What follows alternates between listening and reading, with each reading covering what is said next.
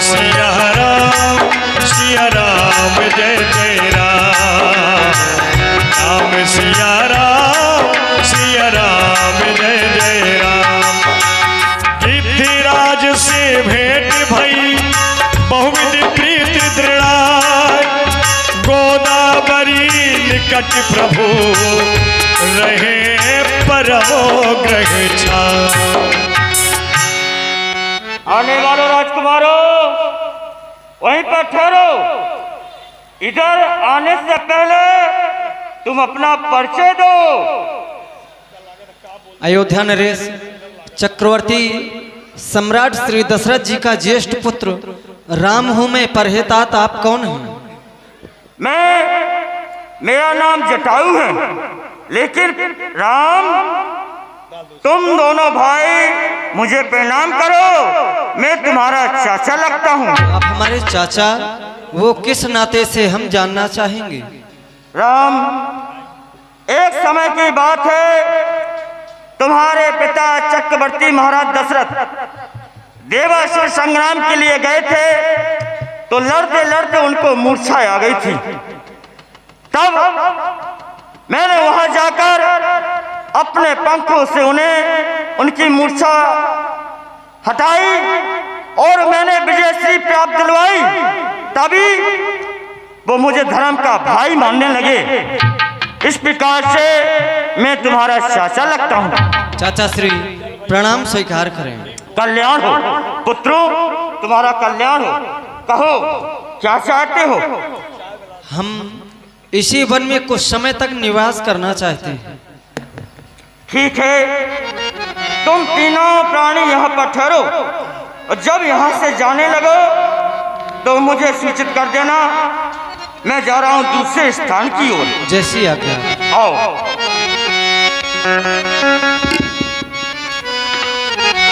और इस दिल में क्या रखा है, प्रभु जी का नाम लिखा है। प्रभु जी का नाम लिखा रखा। और इस दिल में क्या रखा है, प्रभु जी का नाम लिखा है। प्रभु जी का नाम लिखा है।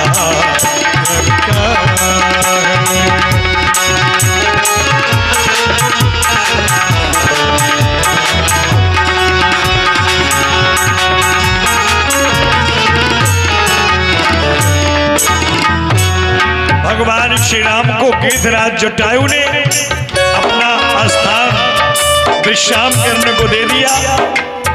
भगवान श्री राम को कुछ ही समय यहाँ पर आए हुआ था, लेकिन शूर्पणखा रावण की बहनी दुष्ट दारो जैसे दोस्त दारो से। क्या करूं, अब तो लंका में तबीयत ही नहीं लगती।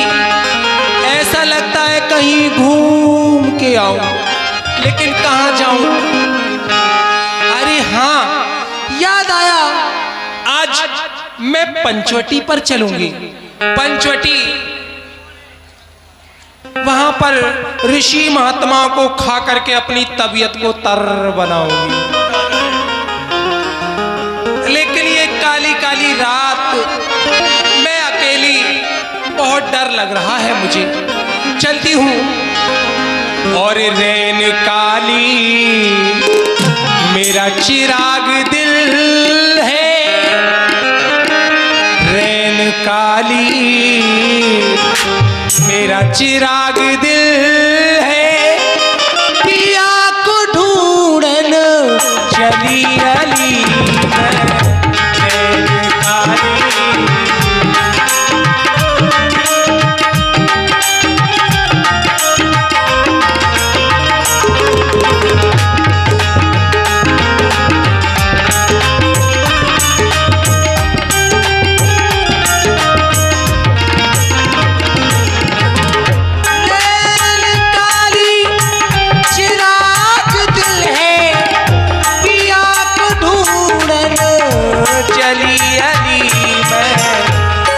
नजर न आया वो बाका छेला, नजर न आया वो बाका छेला, घूम आई में गली गली जी।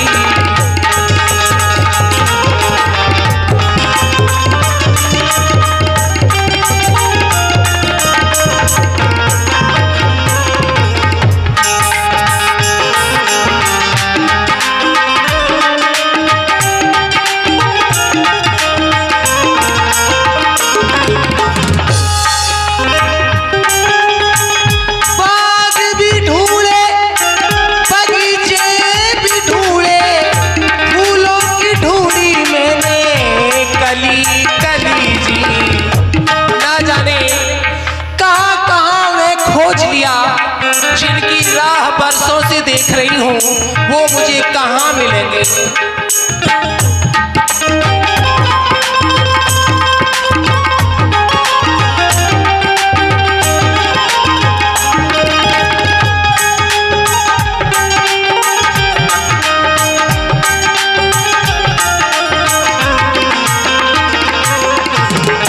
बाग भी ढूंढे बगीचे भी ढूंढे,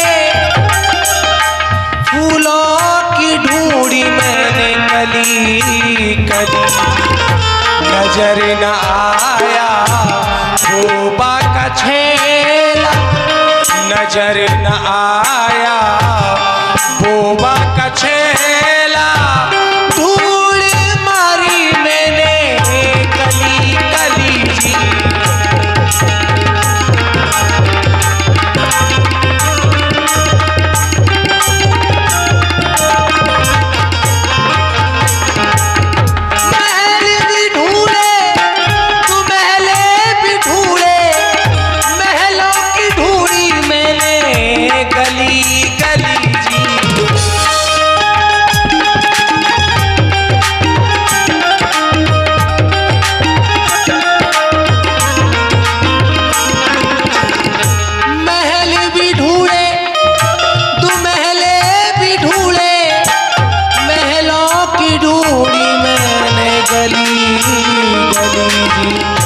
नजर न आया वो बाका छेला, नजर न आया वो बाका छेला, ढूंढ मारी मैंने गली गली।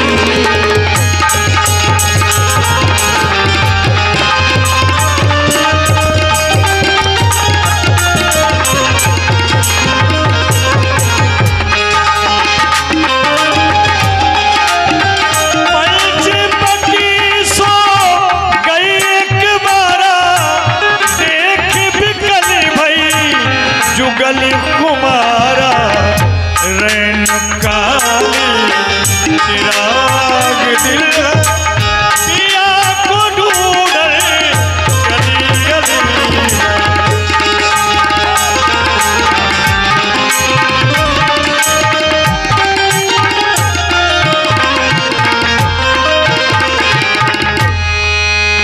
अरे वाह, पंचवटी का तो नजारा ही बदला हुआ है। ये पंचवटी कहाँ रूखी सूखी पड़ी रहती थी, आज तो जिधर देखो हरियाली ही हरियाली दिखाई देती है। ऐसा लगता है पंचवटी में किसी दिव्य पुरुष का आगमन हो गया। तो क्या ये वही आ गए हैं जिनकी खोज में अब तक तीनों लोकों में भटक रही हूं? लेकिन कौन है, किनके प्रताप से पंचवटी हरी भरी हुई है?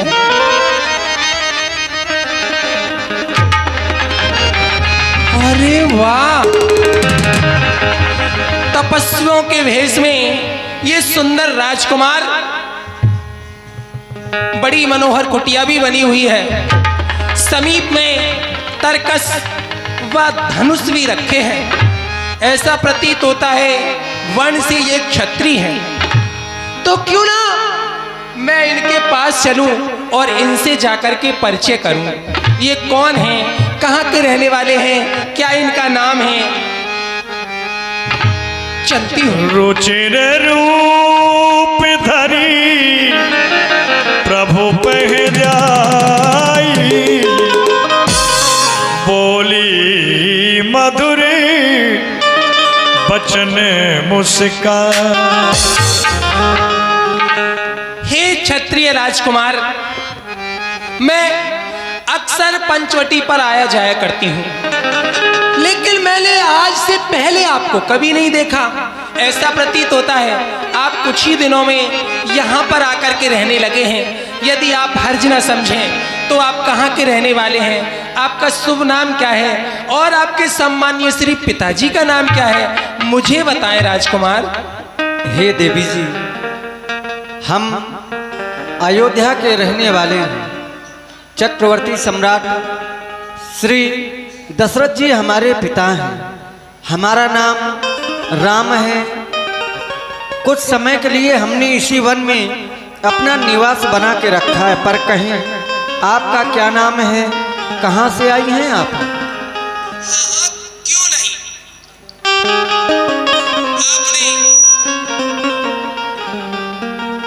आपने जब मुझे अपना परिचय दे दिया तो मुझे देने में कौन सी परेशानी है। सुने, मैं लंकापति राजा रावण की हमसीर हूं। क्या कहा? रावण? अवश्य आपने सुना भी होगा। क्या तुम उसी रावण की बात कर रही हो जो सर्वविदित है, सब लोग जानते हैं, जिसके नाम का इस संसार में बज रहा है डंका, जिसके पास है विश्व विख्यात सोने की लंका? क्या उसी वीर बंका की बहन हो? हाँ हाँ, क्यों नहीं। मैं लंकापति राजा रावण की हमसीर हूँ, खूबसूरती में बेनजीर हूँ। मेरे भाई खर और दूषण वो पंचवटी वहीं रहते हैं। अजीर रूप के लिहाजात से वो मुझे स्वरूप कुंवर कहते हैं। अलबत्ता बहुत से राजकुमारों की मेरे ऊपर तबीयत तो आई, लेकिन मैं किसी को खातिर में नहीं लाई। तो फिर आज हमारे पास क्यों आई? हाँ हाँ, क्यों नहीं। आप कह रहे हो कि यहाँ क्यों चली आई, तो देख लो जी, ये देखने के हैं अकलमंद, लेकिन है पूरे सौदाई। अजी तुम मेरे ख्वामिद, मैं तुम्हारी लुगाई, अब तो समझो मेरे बाप के कमाई। अभी तुम्हारी बात समझ में कम आई। हाँ, हाँ। तो सुने, मैं आपके आगे एक प्रस्ताव रखना चाहती हूँ। अच्छा। और प्रस्ताव मेरा ये है, तुम सन पुरुष न मौसम नारी, यह संजोग विधि रचा बिचारी। आपके समान का कोई पुरुष नहीं है और मेरे समान की संसार में कोई नारी नहीं है। यह संजोग विधि ब्रह्मा ने बड़ा सोच विचार करके रचा है, तभी तो ताते अब लग रहूं कुमारी, मन माना कछु तुम्हें निहारी। तब से अब तक मैं कुमारी हूँ और आपको देख करके ज्यादा नहीं, मन में कुछ ये भाव आया कि आपसे मेरा विवाह हो जाए। अगर मेरा विवाह आपसे हो जाएगा तो मानो हम दोनों का स्वरूप विधि ने विचार कर रखा है और चंद्रमा बनाने वाले ने सूरज सवार कर रखा है।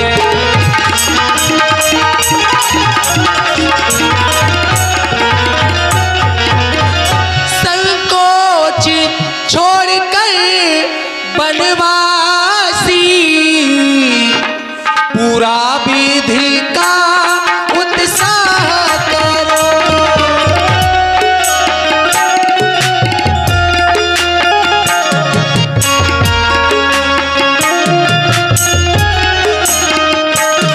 संकोच छोड़कर बनवासी पूरा विधि का उत्साह करो। मैं तुमको आज्ञा देती हूँ,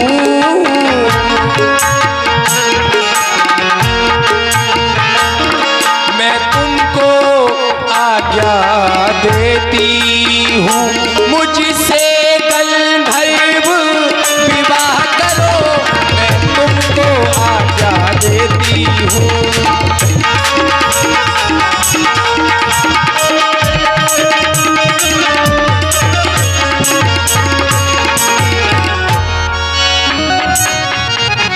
कहना है आपको? देवी, जिस समय पर सर्वप्रथम में आपका आगमन हमारे पास हुआ, आपने अपने संरक्षक, अपने बड़े भ्राता का नाम बताया तो अपार प्रसन्नता हुई। अच्छा, हमने सोचा चलो इतने बड़े ज्ञाता की बहन हो, अवश्य तुम भी कुछ ना कुछ ज्ञान रखती होगी और खुद चलकर हमारे पास आई हो तो हो सकता है कुछ ज्ञान की चर्चाएं भी होंगी। पर जिस समय तुम्हारी चर्चा सुनी हमने तो हमें खुद पर अफसोस हुआ। हाय मुझे अफसोस। अफसोस? हाँ हाँ। किस बात का? अरे जिसे सिंह समझा था हमने, जिसे सिंह समझा था हमने, वो निकला खरगोश। बस इसी बात का अफसोस। अच्छा। हाँ हाँ देवी, तुमने अपना प्रस्ताव रखा, तुम हमारे समीप विवाह की लालसा लेकर के आई हो। अवश्य। पर हम आपसे विवाह नहीं कर सकते। क्यों?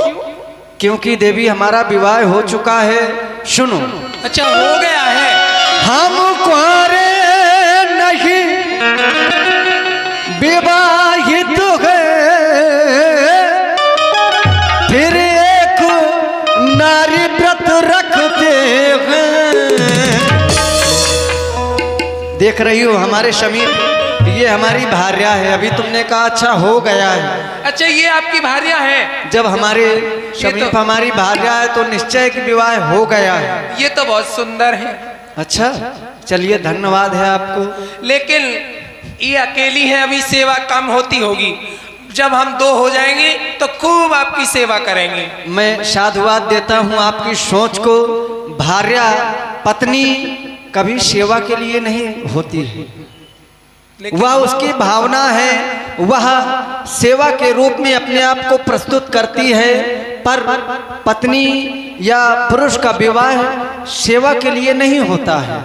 देवी, तुमने कहा मैं तुमको आज्ञा देती हूँ, पर हम आपकी आज्ञा का पालन नहीं कर सकते। अच्छा। आते वो तुम्हारी आज्ञा का पालन कर सकते कभी नहीं। हम आर्य पुरुष हैं, आर्य धर्म खंडन कर सकते कभी नहीं।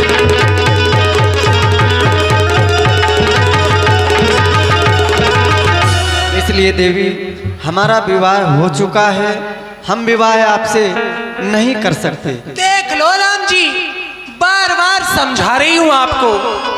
यहाँ कहाँ बने बाबा जी फक्कड़ बैठे हो। अच्छा। कोई पानी तक को ना पूछता होगा। और मेरे साथ चलो लंका। देखो लंका का वैभव, सोने का मकान, सोने के ओढ़ने वाले, सोने के बिछाने वाले, सोने की दाल जिसमें मोतियों का तड़का लगवाती हूँ। सोना ही सोना है लंका में, और सोना ही सोना है। क्योंकि मेरे भैया कुंभकर्ण की नींद 6 महीने में खुलती है, तो सोना ही सोना और सोना ही सोना लंका में भरा पड़ा है। आप मेरे साथ चलिए, बार बार समझा रही हूं। और मैं तुम्हें बार बार समझाऊं।